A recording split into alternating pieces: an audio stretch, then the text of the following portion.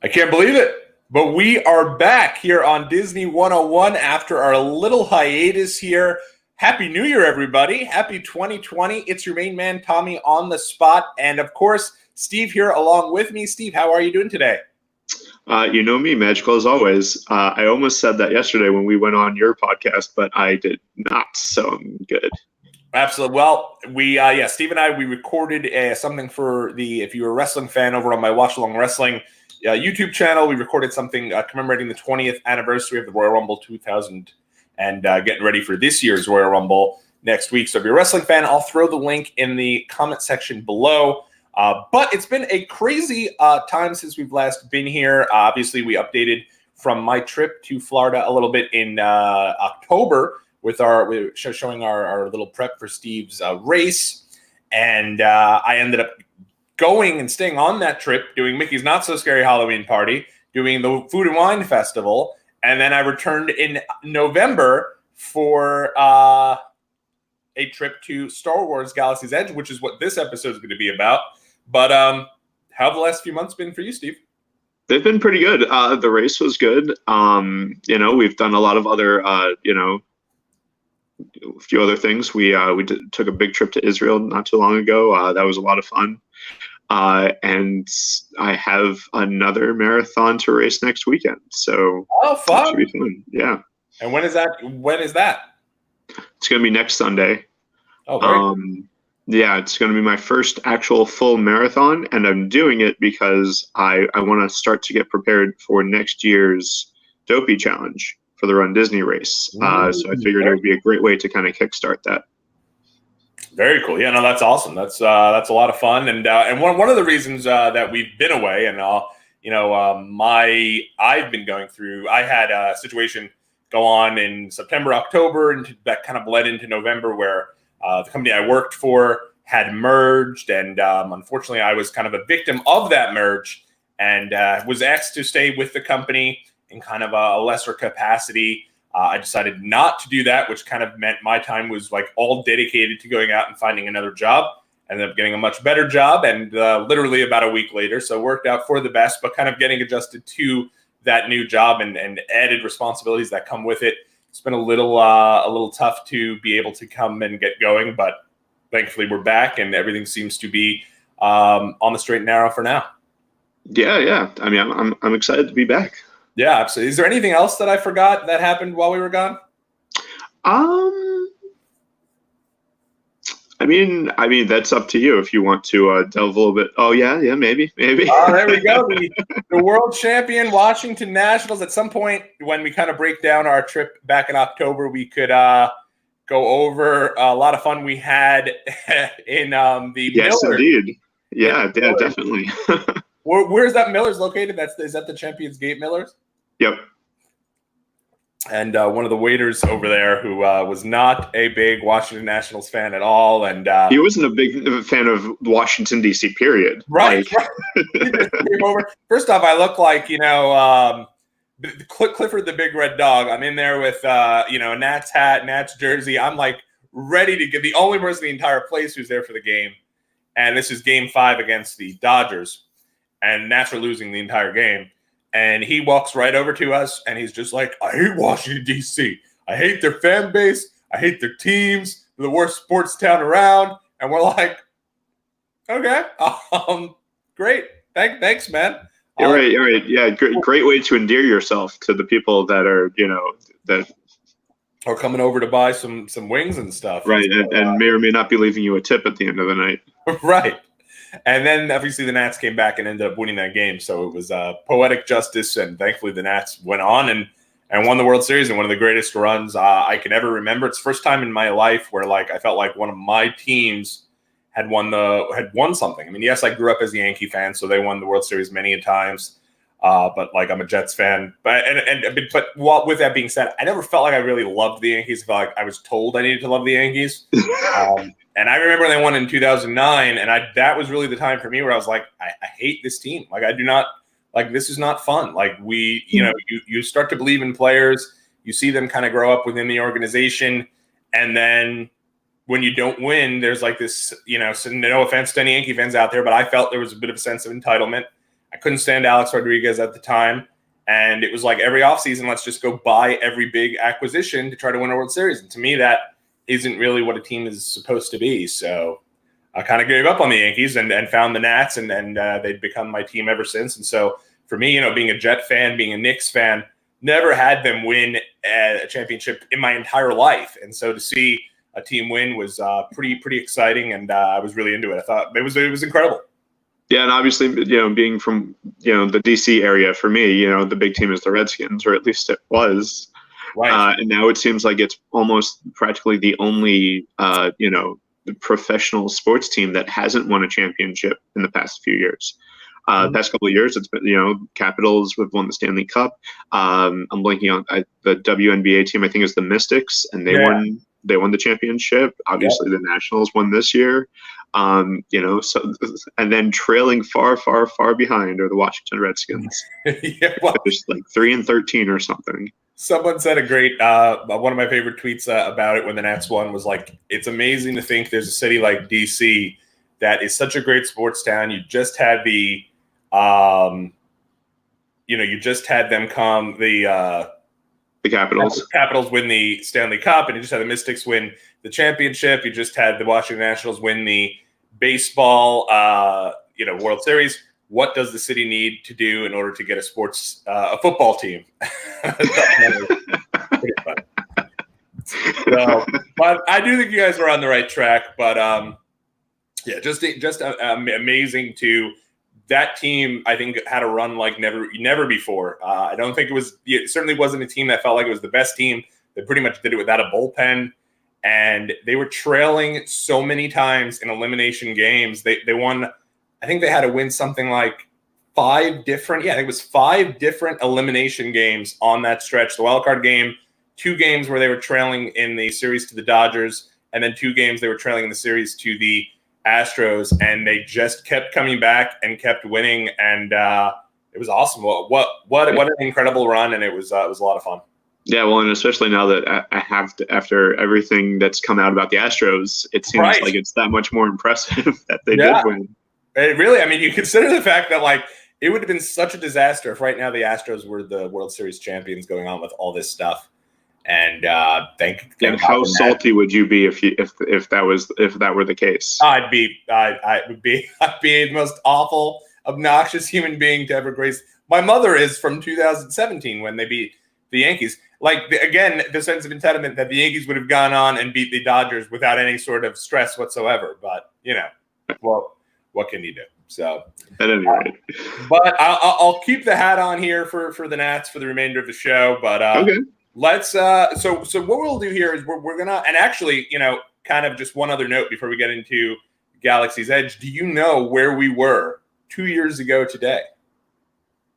Let's see. Well, if we were together 2 years ago today, then that means that we were on the bachelor party. That's right. I saw the update yesterday. Me very excited that my buddy Dave had showed up at the bachelor party and was he had came and was able to make it because I didn't think he was going to. And I had a picture of the 2 of us up on my Facebook, which I thought was really cool. And crazy to think it's been 2 years. But that's another story for another time as well. We'll have to definitely do a show about that. I've been waiting to try to see if it's possible to get everyone on, but that might also just be a complete weird, bumbled mess of folks kind of doing it. I think logistically, it would be hard to get everybody on the same page at the same time. We can do it on StreamYard. I believe that they're up to 7 people, but it might just be tough. We'll have to we'll have to do the play-by-play on it. Maybe just the 2 of us, or maybe have Adam join us or something like that. Yeah, we could do that. Awesome. So we did go to Galaxy's Edge in last. So I guess this was in November. So it was right before Rise of the Resistance came out, as well as Rise of Skywalker as well. So we won't have any review on Rise of Resistance. We don't really know anything about it. We've both been kind of holding off on that and kind of figuring that whole deal out because we want to be surprised on it, or at least Steve does because he lives in Florida, so he'll probably go there at some point. I mean, we've kind of been waiting for the crowds to kind of die down because we're not too keen on going, during like the Christmas, New Year's time. Right. So we've been waiting for like an opportunity like this where maybe we'll go, maybe sometime in the next couple of weeks before it picks up again. Yeah, the next couple of weeks at Disney are an interesting time. That was one of the reasons we did the bachelor party, even though the parks closed relatively early, if I'm not mistaken. Yeah, I mean, yeah, relatively early considering, the past, couple of weeks with Christmas and New Year's and all that stuff. They've been all open until 11 or 12 o'clock at night, Now, I mean, if not longer. So if I remember correctly, the Magic Kingdom when we were down there for my batch it closed at 8. yeah. Yeah, which was a little. I remember we went and then we went out after that. So weird that you go to a Disney and it's typically you're done at 12 midnight and you're exhausted, but at 8 p.m. it was just that was the start of our day.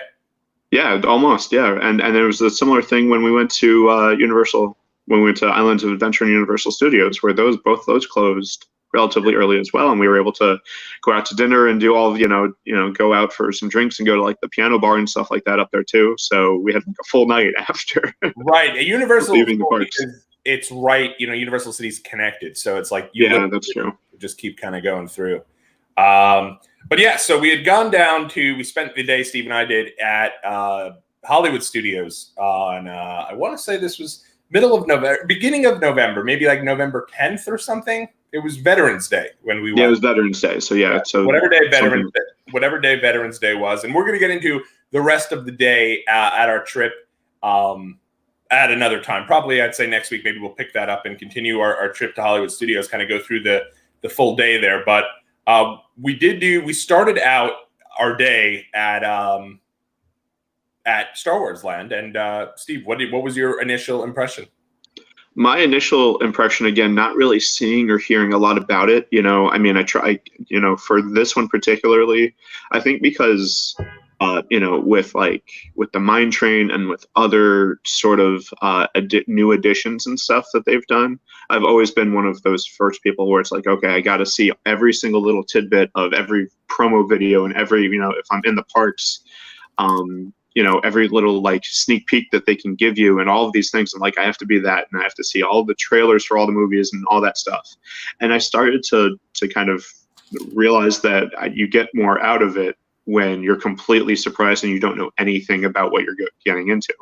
So I didn't want to look at any of the pictures. I didn't want to look at any of the videos or any, especially when all my friends have gone, they're still cast members. I've done cast previews and I see all their pictures and I'm I don't want to see it. I want to look at it. I really, really do. But so I'm glad that I kind of held off for the most part because it was absolutely like walking into a different world. Yeah. It was like walking into the world of Star Wars. When you first walk in and you just see everything, and they did a very good job of kind of that Magic Kingdom representation, where it's when you're in Magic Kingdom, if you're in Tomorrowland, you can't really see a lot of the other lands. If you're in Adventureland, you can't see Space Mountain from where you are for the most part, and that's done intentionally to try and remove you from what from everything. Oh, okay. Yeah, I didn't even think about that, but you're right. You really don't. So aside from when we were waiting in line to go on Smugglers Run, and then you kind of loop around, and then there's the ramp that goes up from Galaxy's Edge directly into Toy Story Land. Yes. And then it's you look over and it's just Toy Story Land, wide open space, and it's okay, I'm just not going to look that way. I'm going to look this way. All the Star Wars stuff. Right. Yeah, no, I remember that part of it. And when we went, there was very close to Rise of Resistance coming out. And I remember it was right next to where Smugglers Run was, right? Yeah. Well, so when you first walk in, from where we walked in through the old Avenues of America entrance where Muppet Vision and stuff is. So when you first walk in, immediately to the left, that's where Rise of Resistance is. Right. So I remember we walked in, we got there at rope drop because literally if you're not going to go ahead and get Fast Pass, and you're not going to be able to, which is going to be really tough unless you're staying on property and book that out 60 days. I work with someone who is going and staying at the Grand Floridian, and she was sitting there in our break room ready to book the second she had the opportunity to 60 days out so that she could make sure she got all of her Fast Passes, and has Rise of Resistance and all that. But if you don't have that opportunity, your option really was, and our plan was, we had to be there for rope drop. I think we got up, we hit. I don't know if where did we go for breakfast that? Oh, okay. Well, we'll get into that portion of it. But yeah, we had a plan to get out there. We had coffee, and then pretty much we're there for rope drop, and pretty much bolted right over to Star Wars Land. And yeah, it was, and especially for me, where, we have usually when we're going to the parks, even when we're with you guys, it's a fairly casual morning. It's not like a super, all right, from the second that we get into the park, we're running and gunning. Right.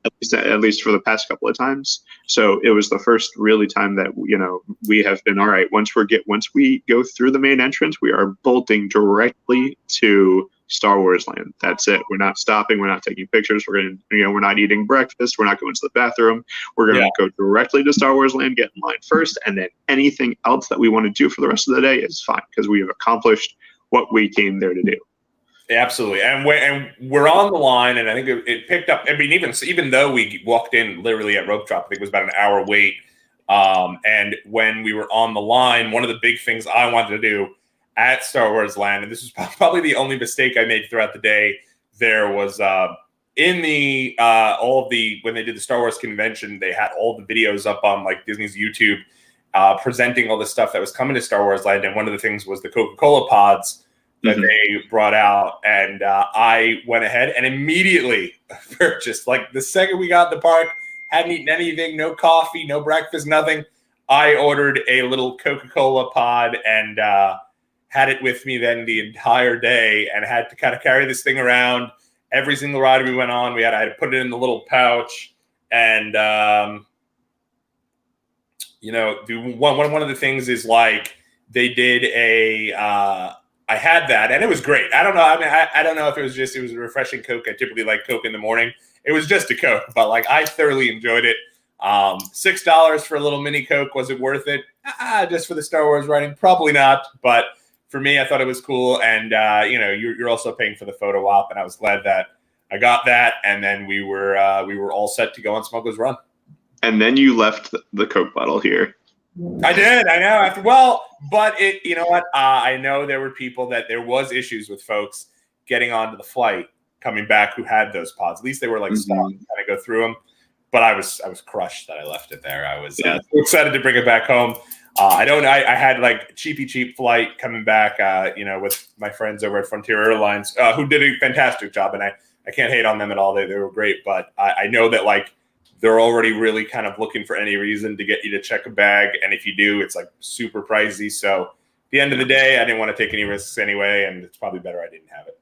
Yeah, I mean, it makes sense. But yeah, so what did you think of the ride?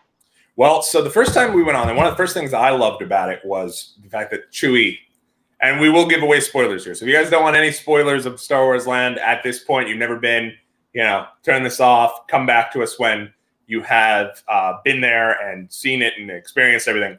But one of the things I really enjoyed is that Chewbacca, my favorite character of Star Wars, is out and about and he's walking around. And I love that part of it because it really makes it feel like you're a part of the world.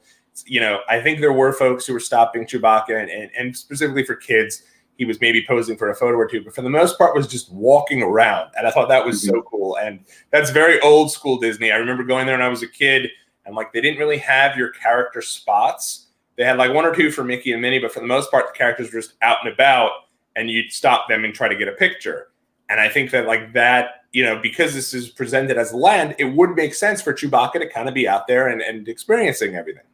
Yeah, so it's the same thing for all the stormtroopers that were out there. Mm-hmm. It was the same thing with all the first order troopers.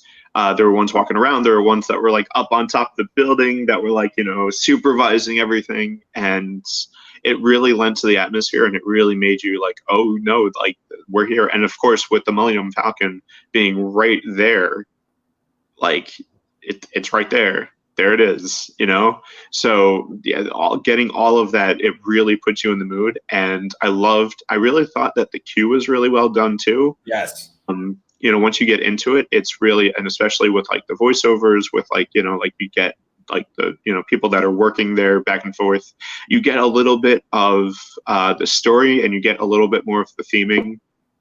And like even if you don't really know anything about Star Wars and you don't know who any of the characters that you're about to encounter are, it's a little bit that it kind of sets up the story so that you're not going in blind, kind of.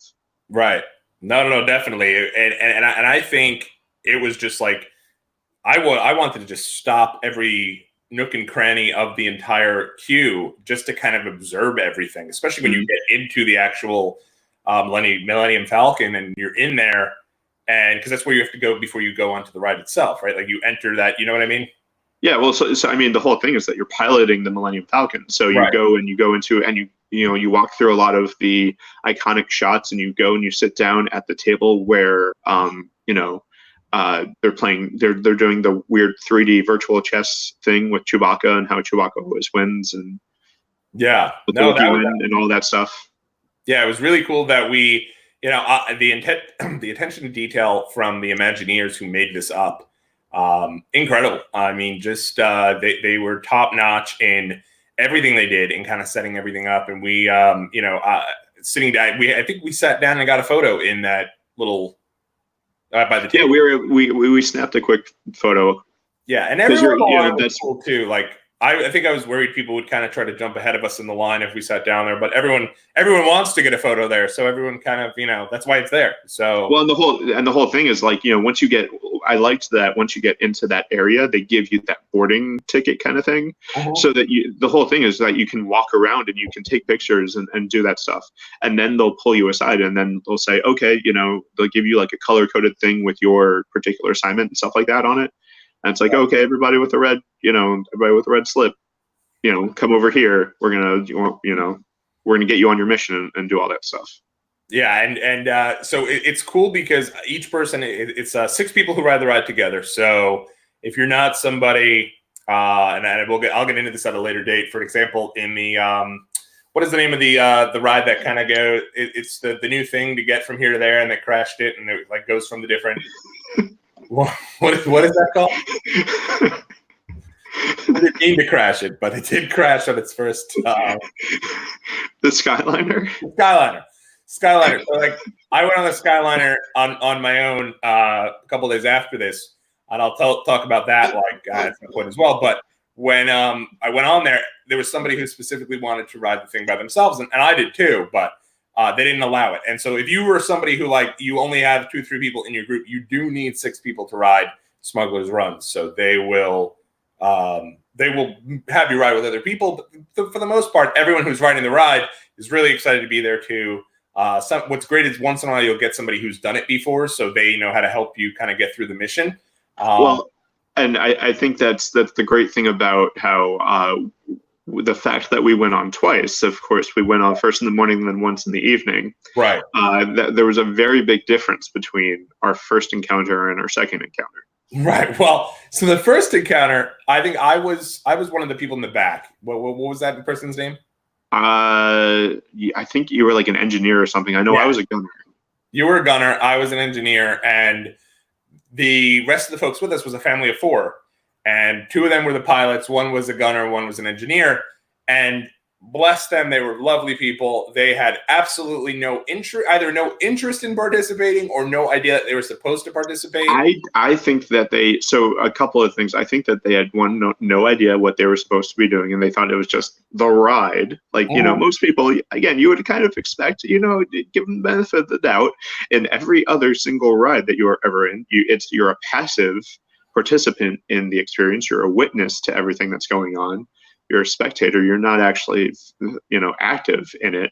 Even if you're on mission space, not to pull the curtain back here a little bit, but even if you're on mission space and you're not necessarily doing the job that they've assigned you, it doesn't change the mission a whole lot, because you're in a training simulator. So there's an override thing, but this is the real deal. You're actually piloting the Millennium Falcon here. So the people that were not piloting the Millennium Falcon were really not piloting. And we're just going there we're tilted sideways and we're scraping across the bottom, and there's sparks flying everywhere and everything. And I'm just all I'm doing is pressing this button to shoot. That's all I'm doing. I'm trying to hit my part, and we're two pretty. I'm pretty competitive. Steve's incredibly competitive. So It was driving us nuts. Like, and I wanted to just like scream, like, do something. Like, what? This, because like it felt like a pretty uncomfortable experience being. It was very rocky. It was very rough. Yeah. Yeah, a lot of turbulence. We completely failed that mission. I mean, not even close. We failed that mission, and we we like leave, and you're going through, because like when you leave and you fail the mission, it's pretty depressing. It feels like, wow, we really, because they have all of it set up. It's a completely different ending, and it's completely destroyed at the end of the time. Well, I think even before we got there, the last part of it is, Hondo coming on, the guy that's sending you on these missions, and he's saying, "All right, I'm gonna let Chewbacca do the autopilot here. We're turning on the autopilot because I don't trust you guys anymore." And then he's like going over what the damage is and how much, because the whole thing is, okay, so you guys are going on this run, and then depending on how successful you are in the run, and how much damage you do or don't do to the Falcon is how much you get paid at the end of the, how much you get paid. So it's like, okay, here's how much you were successful in the mission, but you cost this and this and this and this and this, so you owe me however much money. And we're like, oh, okay. Like, so even that, that point, from that point on, it's a different experience. That experience can change depending on how good or bad you do. Yeah. And then we walk out, and first you're looking around and like everything's on fire, everything's broken. Like there's wires that are just like, falling out of the ceiling and stuff. And then we walk out, and the same thing where it's like there's stuff on fire. Like there's It's new definition to the term walk of shame for sure. Yeah, 100%. But then at the second ride was a lot better. Not to pat ourselves on the back, but we were both the pilots that time. Right. Yeah. And so we I think we were like not necessarily going to do it a second time, but I think what happened was we had such a tough experience with the first time around, and then we had a bit of time, and it was kind of like we had done virtually everything else in the park. Yeah. So we had like, hey, we have like an hour and a half. If we want to do this a second time, we can. Yeah. We ended up lucking out to that extent. And so we did. And yeah, it was, we were both the pilots, and that was really cool. Yeah. And the second time around, it was like, oh, great job and blah, blah, blah. And here's how much money you made and everything like that. And there was like still one or two little parts that were like, you'd get a spark every now and then. But for the most part, I think we did a pretty darn good job the second time around. We did. And I was very nervous because I was like, man, now if I let this down. We had also a family who had done it before. So they were really happy that we got the opportunity to do that. They were happy for us because they knew it was our first time going to the thing. And so they were really into it. They were kind of encouraging us, rooting us on. And so now I'm like, man, if I screw this up, I'm going to let it down. I really, I would have loved to just like be like, hey, Gunner, why don't we switch spots? But we have a great photo that you took the two of us getting ready to do it. I even had my glasses on. I was like super into this and super prepared to do it. And that one we did well. Everyone cheered for us. It felt like this great feeling of ultimate. And it was not easy by any stretch. No, it definitely wasn't. It was very hard. Like if you're a little kid going on this, like I don't know if there's like a kid setting they could set up or something, but really, it's pretty hard to do. So I was glad we were able to get that done, and it was a lot of fun. Yeah, well, especially considering one person does left and right, and the other person does up and down. So you really have to coordinate. There's like. Yeah, you're right. I think, and especially like when it came to parking it, that was a tough part. Yeah. Like at the end when we were like arriving back, it was like really difficult to kind of get that thing in. But it was awesome. And we also went, I think it was a little before that, we did do Star Tours as well. Yes.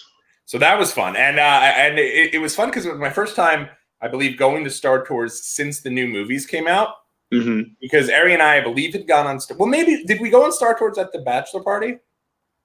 No, because we didn't go to Hollywood Studios. Right. So my first time going back to Hollywood Studios. We've been many times with my wife and I, but she doesn't like Star Tours at all because it's motion simulator and it kind of gets her a little sick, and it gets me pretty sick too. I just don't care. So it was fun to go there and kind of do that as well. And it's good that they've incorporated that into the Star Wars land as well.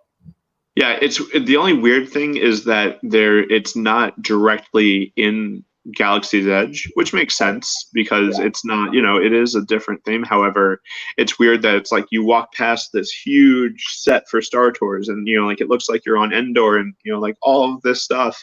And then you have to walk, past Muppet Mission and stuff on your way to Galaxy's Edge. That is true. You're right. But that was fun. And then we went into some of the souvenir. Now, a lot of people one of the things I did not do, and a lot of people, pretty much everybody I've gone to, everyone that knows I've gone to Galaxy's Edge has asked me the same thing. What do you think that is? Asking if I did something there. Did you make your own lightsaber? Everybody asks if I made my own lightsaber, which I did not do.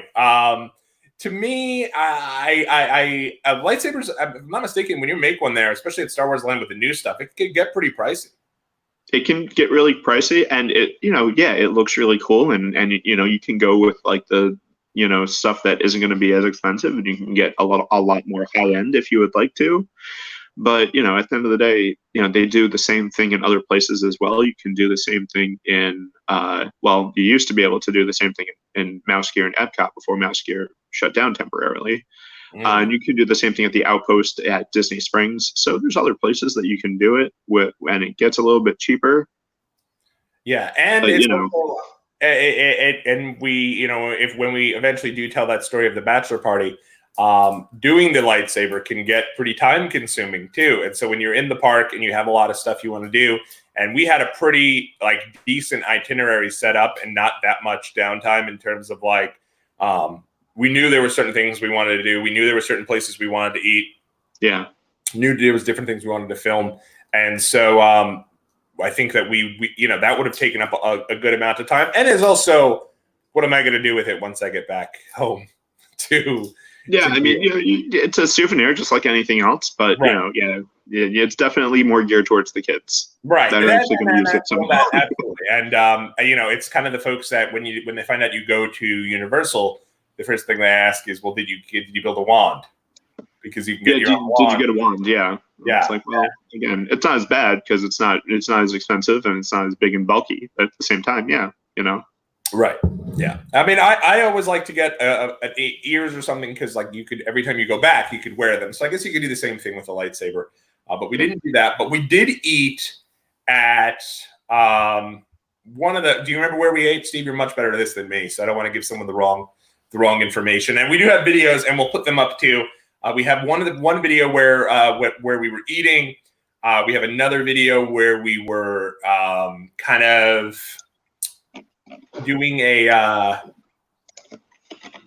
we had the milks too. We made sure we did that. So we have a video of that. We also have a video of where we ate. But do you remember where we ate? I can look it up, but while we do that, what did you think about the milk? Right. So the milk. So that was something I knew I needed to do. Right. That's something that one of my big regrets is that I've never gotten butterbeer at Universal Studios.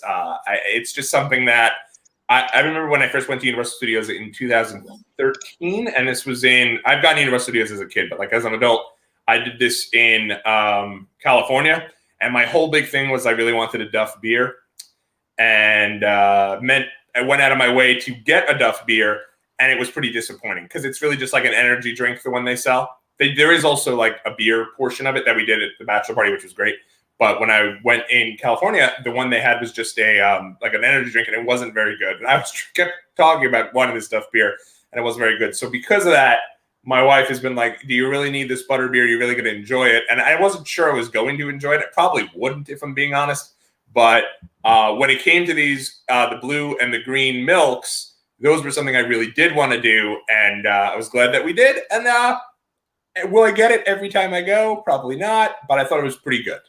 I would definitely be open to trying it with the alcohol the second time around, because when we did it, we got them virgin. So, because I was like, I'm not sure what consistency of this or what the flavor is going to be like, and I don't know if I want to spend the extra couple of dollars if it's going to be terrible. Right. But they were actually pretty good. Both of them were pretty good.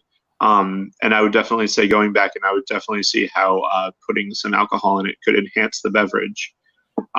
That's a really good point. And I think one of the things about that that's interesting is it really almost tasted like if you were to have a mixed alcoholic drink and took the alcohol out of it and you had what was left.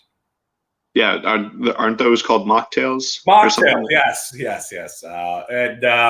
Yes, we've had I've experience with that in the past when we went to Dubai because they don't have any alcohol in the drinks in the restaurants. Mm. So you just order off the bar menu, and everything that comes is a mocktail essentially.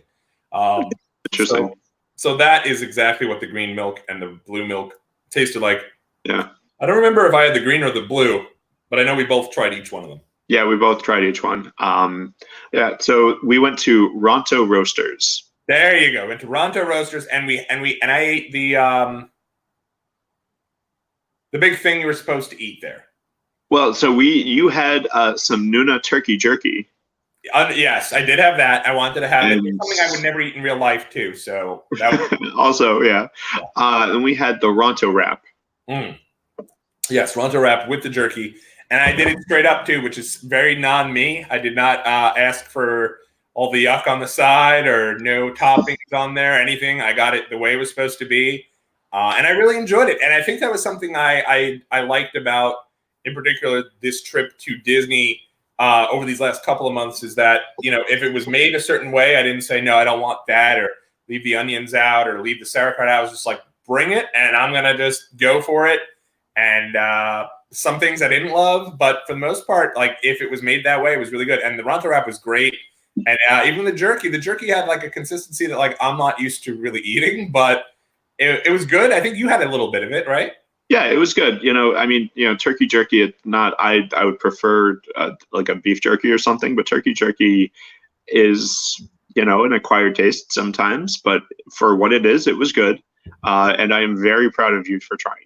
Oh, thank you very much. Yes, it was something where I was trying to do different things, and when I get into some of the ideas of my trip, I made some errors along the way, but it was that was fun, and that was cool to kind of go ahead and do that. And I liked the idea that like you could just Google best things to eat at Galaxy's Edge, and there's like a whole bunch of different blogs and different stories everywhere. Like that is like one of the cool things about the internet is like there's somebody to direct you where you need to go.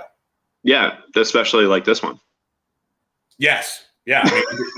Well, yes. I mean, you were helpful, but you had never gone to the Galaxy's Edge. I meant the thing that we are doing right now currently. Oh, yes. For people. Yes, exactly. So if you ever go down there and you do Ronto, and I mean, one of the things I always get from people and Disney fans that I meet up with is obviously our the video we did with the monorail pub crawl, and people love that video and usually will tell us, oh, that was great. I know exactly where to go. And I have someone that I work with who's staying at the Grand Floridian. And so she knows some of the places to go to now. And that's cool. That's exactly why we did that video. Exactly. To hear that is people dig that is really cool.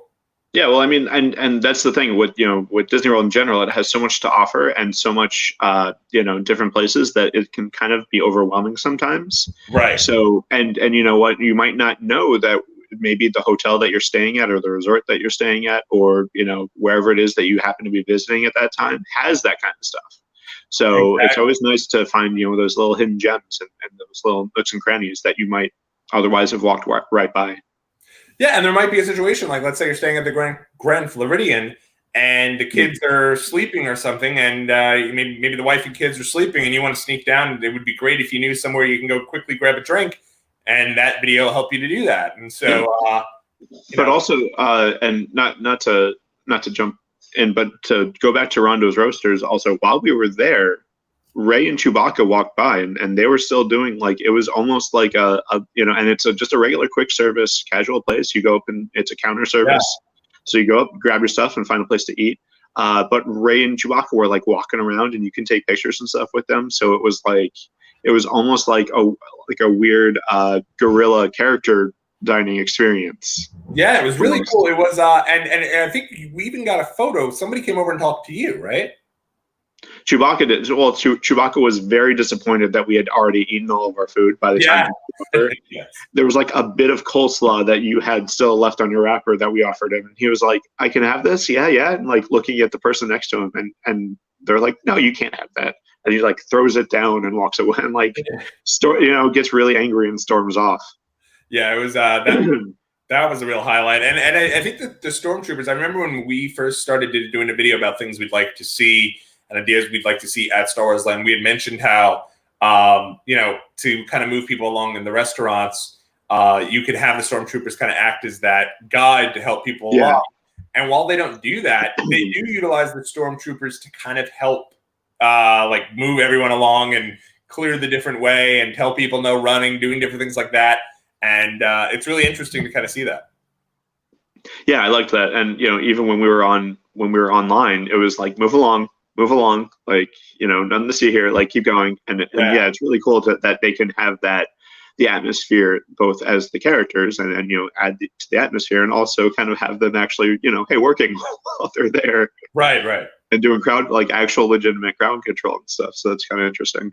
Yeah. No, it was it was definitely a trip, and it felt. Now, is there a restaurant we didn't go to? Is there a sit down there? So there's Olga's Cantina, which it's kind of the bigger one where you can get a lot more of the alcoholic beverages and stuff like that. Gotcha. So there is that, and there's also a lot of other pop-up stuff. So we didn't go into it, but we kind of like poked our head in a couple of places and looked. But Olga's Cantina was the other big one. Gotcha. Yeah, and a lot of people do talk about that. We did not get a chance to go there. Honestly, I think the problem with you go to Disney sometimes and you want to make sure I try all these different things, but eventually you can only do so many things that are related to food and drink. So I mean, before you're just full and can't do those. And I'm really big on like if I eat too much, I feel like it kind of will negatively impact the experience of the day and the enjoyment of the day. So I try to limit it to some extent. Well, Olga's Cantina is really pretty much purely either it's drinks, either alcoholic or non-alcoholic. So, and they do have a ton of different mocktails. Oh, wow. And obviously because it's like, we actually just experienced this with my wife's cousins that were in town. We went to Epcot on Thursday, and it was like, when one of the adults would get an adult beverage that may or may not have looked like a child beverage, it looks like a smoothie or it looks like, like that kind of thing. And they were like, oh, we want some too. It's like, you can't have it though, buddy. And like, but we want it. And like, okay, let's get you your own. So right. That, it looks like one of the adult drinks, but does not have any alcohol in it. So there's a lot of different, there's actually some ones with coffee that you can get, or just like a regular, like you can get some blue milk and you can get some other stuff that's concoctions without alcohol. Right. And one of the things I really liked about the blue milk and green milk, I was so nervous they were going to be legitimately milk based. Yeah. And they were like, the milky consistency, the idea of doing that, I had so much anxiety about trying it because I was like, this is going to be so terrible. This is going to be 8 or 10, however many dollars it was, just totally flushed away because I'm going to totally hate it. Or worse, because I spent $8 to $10, I'd force it down and then really be miserable. But it ended up being like, okay, thank God. It's more or less kind of like just like an icy in a way. Yeah, it was like, it's a frozen, one of those frozen blended beverages, like an icy or Slurpee kind of consistency, not so much milk. Yeah, I was afraid of that too, because I'm like, and that's one of the reasons why I didn't put any alcohol in it at first, because I'm like, milk and alcohol typically don't mix. So I'm like, that's not no, I'm good. Yeah. But then I'm like, oh, okay, I get it now. I can see that. Yeah, no. Because when you do the butter beer, is there an option to have that with actual alcohol too? I don't think there is. I don't think so either. Well, but I will say that it is a similar consistency of a butterbeer. Okay. So butterbeer has a similar consistency, but it's a lot sweeter. It's a super, super sweet. I'm not, I have to be in a very particular mood to have a butterbeer. I will go and get one every so often. We're not there at Universal too much anyway, so it feels like it's still a special occasion. Right. So I would recommend trying it, or at least, if there's anybody else that you're with that wants to split it, it might be a little bit too much for one person. Yeah. If you've never had one, if you're not used to the taste, it's super sweet. But it's good. We had for the life of me, I don't remember it, but I remember my first trip down to Disney when we had the meal plan in 2013 as an adult. We did, I don't remember what it was called, but it was like a drink that was at some sort of Beauty and the Beast. Yep. LeFou's Brew at Gaston's Tavern. Right, that wasn't great. If I remember, and I will say the butterbeer is similar to it, but I think it's a little bit better than LeFou's Brew. What was LeFou's Brew? Was that like, it was like apple cider and some sort of? Yeah, it was like a weird frozen apple cider with like a super sweet topping or something. Pull up here. Yeah, I don't think they have it anymore for it wasn't very popular for a while. Right. All right, let's see. Yeah, the place is still there, right? Yes.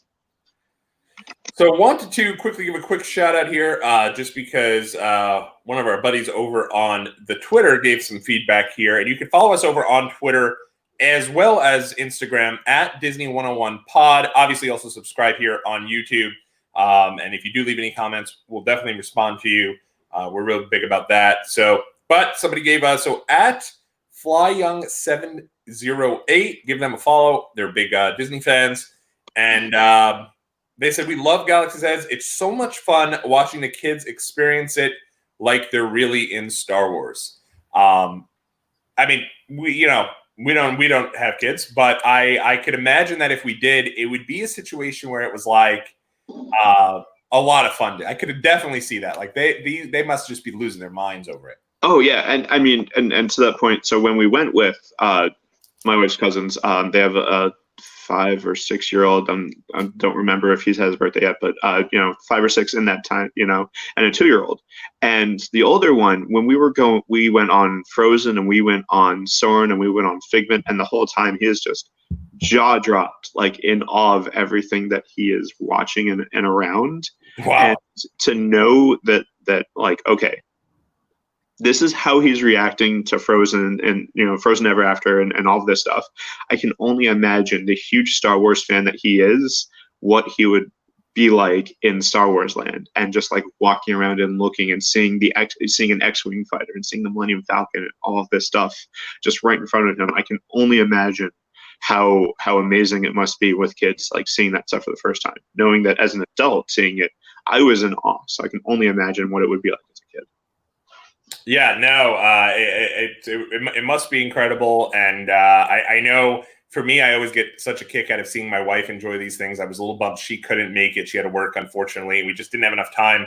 I think when we went down, we only really had 2 days to do Disney stuff the first time in October. So real big on trying to get Mickey's Not So Scary Halloween Party and also Food and Wine. So I was bummed she wasn't able to make it down to come down to Hollywood Studios. But I know when she is, she'll be really into it and excited about it. And just even seeing her watch the movies, she gets really into it. So I can only imagine seeing her do this would be fun too. Oh yeah, absolutely. Yeah. So anything else you want to add about Galaxy's Edge before we go ahead and get on out of here for today? No, I'm excited to go back. I'm excited to see Rise of the Resistance. I'm excited to see all that stuff and try, and that's the thing. We didn't even try, everything that there is to try the first time around. So I'm definitely interested to go back and experience it with my wife because she hasn't been yet. Right. And so again, I get to experience it all over again, and so I'm very excited to go back. Yeah, no, it was a good day and definitely recommended. And what we'll do here next week on Disney 101 is we will break down the rest of our trip that day to Hollywood Studios because we literally spent we don't typically do this very often these days, but we literally did from rope drop until end of the park, end of the day. Yeah, we did open to close. Open to close, yeah. So it was definitely a jam-packed day. So next week what we'll do is we'll give a little review. We ate breakfast over in Toy Story Land. We also went for the first time over to you can say the real name, Steve, Lightning McQueen, something or other. Lightning McQueen's Racing Academy, I believe. Racing Academy. We did that for the first time. I did the. I for the last time. Probably. We'll see in the future. But I thought it was interesting. We'll talk about it next week. I did my first time ever seeing the Indiana Jones stunt show. So that was a lot of fun.